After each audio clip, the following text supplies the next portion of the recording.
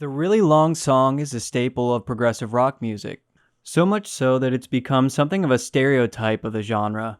Long, rambling epics that leave the listener thinking that multiple songs must have passed, only to find out that that was just the first movement of a 10-part suite.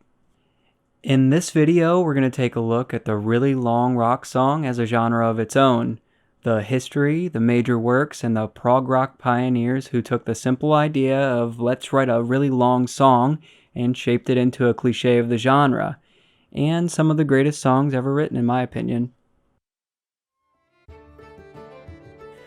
Of course, really long songs predate progressive rock. They predate rock music in general. Folk songs can go on for as long as you're willing to sing them, and sometimes have dozens of verses. Some folk songs were used to time work in fields and on ships, and would go on for as long as they needed to keep the workers' spirits up or to get the work done.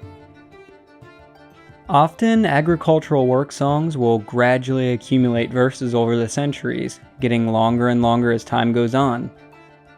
Yankee Doodle, for example, is a song that dates back to the 1500s, where a version of it was sung by Dutch field workers. It made its way to America, and by the 20th century, the Oxford Book of American Light Verse had recorded 30 verses of the more modern version of the song. These kinds of songs can obviously get very, very long as they accumulate history and context. Really long songs are common in other folk traditions around the world. In traditional Mongolian music, there is a whole genre called long song. One of the most well-known examples of the genre is called The Old Man and the Bird, which can take up to 3 hours to perform.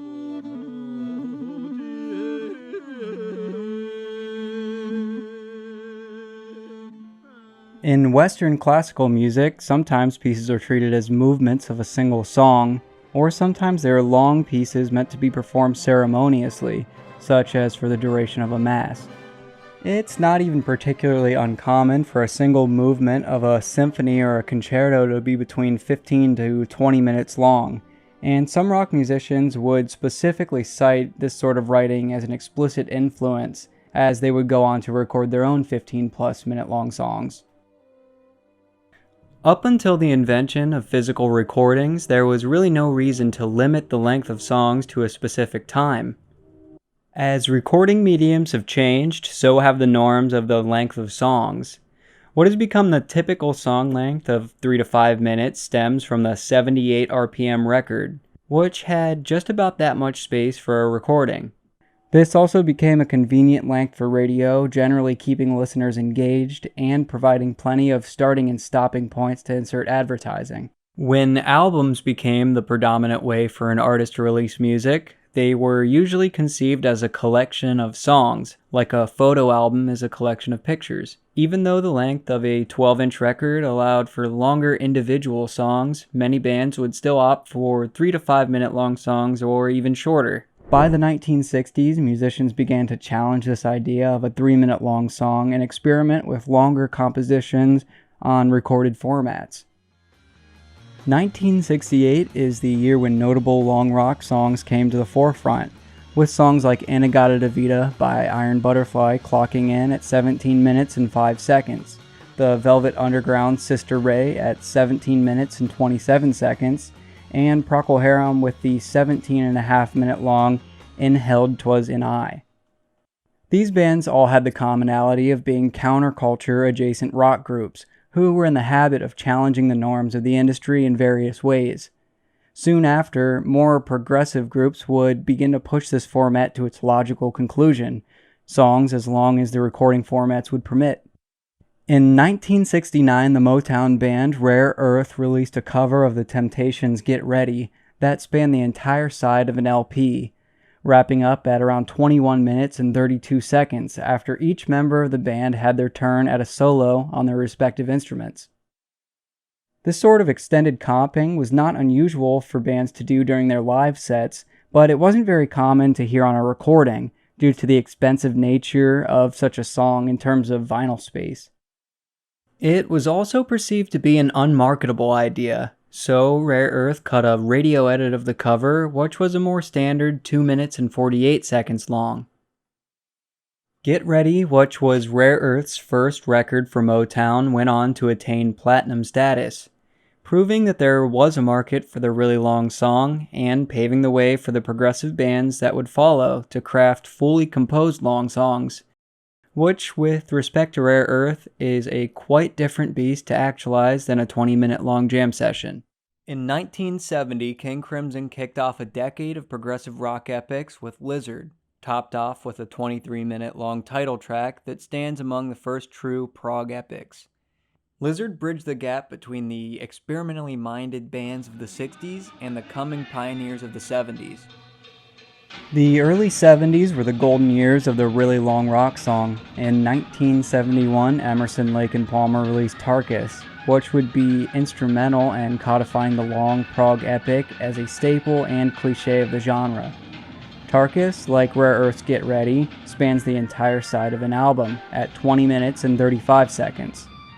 It introduced the genre to several important elements that would be picked up by other bands, such as the multi-part suite structure, the storyline-driven composition, and the vast instrumental arrangement inspired by Johann Sebastian Bach. The recording of a song like Tarkus introduces unique challenges to a band that sometimes result in really tense recording situations. The medium of recording to magnetic tape in the 70s made it particularly hard to work with such long compositions, and even an extremely proficient band like ELP struggled to make it work. In fact, Tarkus almost resulted in the band breaking up when Greg Lake objected to the idea outright. He was persuaded by one of the band's managers to stick it out, and eventually grew to appreciate the concept a little bit more. Not all of the great long rock songs came about through an arduous recording process. Jethro Tull's 1972 Thick as a Brick was the complete inverse of ELP's process for Tarkus. The band fondly remembers the recording as being a happy time of camaraderie, complete with practical jokes and a relatively smooth time writing and recording the album. Thick as a Brick was conceived as a response to critics giving Jethro Tull the label of progressive rock and calling their previous album, Aqualung, a concept album. Ian Anderson was particularly cynical about progressive rock as a genre, thinking that it was mostly pretentious and silly. But he decided that if it was a concept album that the critics wanted, he'd give them the most pretentious, overcooked concept album that he could muster. And though the band thought of Thick as a Brick as a parody of bands like Yes and Emerson, Lake and Palmer, they ended up creating possibly one of the best concept albums and one of the longest rock songs of all time. Thick as a Brick is 43 minutes and 46 seconds long, spanning an entire album, with the only real break in the music being due to the constraint of having to flip the vinyl, which I think they worked around pretty well. I'm also amazed looking into the recording process of Thick as a Brick. It was recorded in only 2 weeks and took another 2 or 3 to finish up the mixing. Much of the album was written in the studio during the recording sessions. 2 years later, Jethro Tull would outdo themselves with the 45-minute long song A Passion Play, another single-track album that is somewhat of an apotheosis of the really long rock song. Where Thick as a Brick sometimes came off as a medley of separate songs running seamlessly into each other, A Passion Play was a much more through-composed piece of music, with motifs running throughout and an elaborate storyline delineating the journey of a soul as it passes into the afterlife. It would be many years before a rock band would even attempt to recreate a piece of music like A Passion Play, and it's an album that has really stood the test of time. A Passion Play also has a really interesting story behind its recording process, including a disastrous couple of weeks in a chateau in France, but that'll be a story for another time. Other really long songs were not so much about being as long as humanly possible, and instead contributed to other facets of experimentation with a format that shorter, pop-length tracks would simply not allow for. For example, Genesis's 1972 Supper's Ready needed every second of its 23-minute runtime to fully develop its themes, its plot, and musical motifs to their full intensity, as it culminates in its apocalyptic climax. In songs like Supper's Ready, the length is simply a byproduct of having something very specific to say with a piece of music. a chance for the listener to develop a relationship with its characters or with its musical themes as it sets out on its sonic journey across the soundscape. These kind of songs are treated very much like films or books, and many of them are actually inspired by the kinds of storytelling that you get from novels rather than the bite-sized stories and slices of life that are more common in shorter songs. A great example of that is Rush's 1976 album 2112, with the 20-minute and 33-second title track taking explicit influence from the novel Anthem by Ayn Rand, or similarly Pink Floyd's 17-minute long song Dogs from their album Animals, which was, like the rest of that album, inspired by George Orwell's Animal Farm. These songs took their long run time to develop the philosophical ideas put forward by the writers of the books that they were based on. They let the band have room to interpret those complex ideas both musically and conceptually. The progressive rock bands of the 70s cemented long song forms as a standard of the genre, and into the 90s and 2000s the practice continued with songs like Dream Theater's 42-minute 6 Degrees of Inner Turbulence. And of course, the Porcupine Tree song, The Sky Moves Sideways from 1995. The total length of The Sky Moves Sideways is around 35 minutes, and though the official release is split up into two parts, a lot like Pink Floyd's Shine On You Crazy Diamond, the 2004 remaster of the Sky Moves Sideways album contains a combined version that I highly recommend checking out. And speaking of Shine On You Crazy Diamond, the combination of both halves of that song total around 26 minutes on the album version, and there are live versions with all 9 parts played in sequence that is a must-listen for the really long song enthusiast. More modern prog bands like Haken and Big Big Train continue the tradition of the over 20-minute long song today, and it seems kind of obligatory for a lot of bands looking to cement themselves as prog in the present day.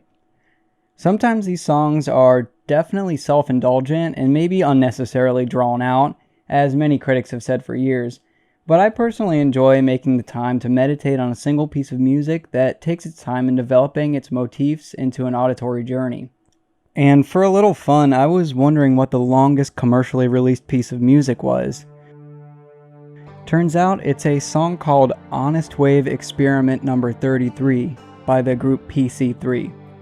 It's a 33-hour-long song that was released in 2020, and prior to that their 2016 song The Fall of Bossa Nova held the record at 13 hours long. I found The Fall of Bossa Nova first out of the two, and I'm sorry to say I wasn't all that impressed with the music. A couple of hours into it, I just decided to skip around and see what directions the music went in, and it seemed kinda uninspired, with long ambient sections eventually giving way to sections with drony vocals, then returning to an electronic beat repeater sound that just sounded like it might have been left to go as the musicians took a walk for a half hour or so. And maybe that's being a little harsh on PC3, but since that listen through, I devoted a couple hours to Honest Wave Experiment 33, and I have to admit it's a bit better than their previous long song. It still consists of hours of droning at a time, but the music does a little better to build towards something. All that said, I think the length is really just a gimmick, and that's not a bad thing. I'm glad that somebody did it. I love that that song exists, and it shows the kind of thing that's now possible with digital music as the dominant format, and the infrastructure that exists for music without any of the limitations of the physical recording mediums. I personally want to see more of that sort of thing, and I may be unlikely to attempt a full 33-hour listen through of that particular song, but I would certainly entertain a full film-length song, maybe even a 4-hour long one. I'd imagine that if the song was good enough, it would find respect and admiration with some audience. I mean, how many people were willing to watch the 4-hour-long Snyder cut of the Justice League, or listen to a 3-hour-long Joe Rogan podcast? There's just so much potential to do things that wouldn't have been possible in the 70s through the 2000s. And I think that's about it for this one. Let me know down in the comments what your favorite long song is, or what's the longest song that you've ever sat and listened all the way through. I'd love to explore some more of the long song format as a genre of its own. And if you've enjoyed this video, please leave a like on it and subscribe for more. Also, on the previous Is It Prog video, I announced that I was starting up a Patreon, and I want to thank the first couple of members that jumped on that. Ben Guevara, Darren Baker, Eric and Sheri Carbenia, and Evan Satinsky. Thank you so much for your support, and if anyone would like to join the list, you can find the link in the description and get early access to videos, extra content, and other extras. Anyway, thanks for tuning in, and I will see you next time.